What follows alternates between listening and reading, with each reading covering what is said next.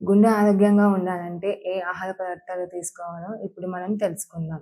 Folic acid, fibre foods ఎక్కువగా ఉన్న ఆహార పదార్థాలు తీసుకోవాలి. అనగా చిరుధాన్యాలు, ఆకుకూరలు, కూరగాయలు ఎక్కువగా తీసుకోవాలి.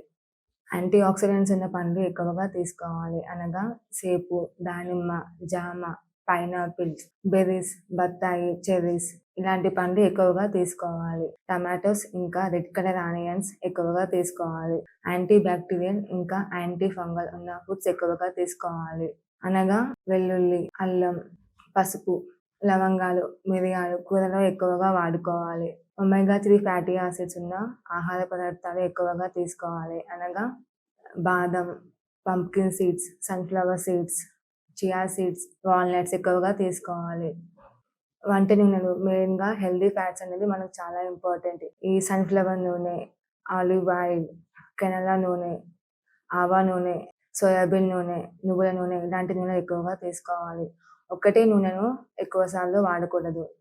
నెలకి ఒకసారి నూనెలు చేంజ్ చేస్తూ ఉండాలి. ఉడకబెట్టిన కోడిగుడ్డు పచ్చసొన లేకుండా తీసుకోవచ్చు. శరీరంలోని కొవ్వును తగ్గించడానికి మెంతులు చాలా తోడ్పడతాయి. రోజుకు 15 గ్రాముల మెంతులు తీసుకోవచ్చు.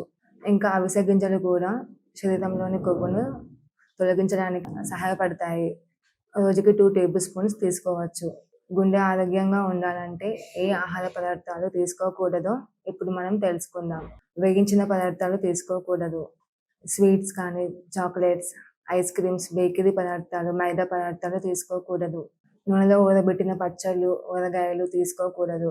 చీజ్, బటర్, వెన్న, డాల్డా, పామ్ ఆయిల్ ఇవి తీసుకోకూడదు. కొబ్బరి, పల్లీలు ఇవి కూడా ఎక్కువగా తీసుకోకూడదు.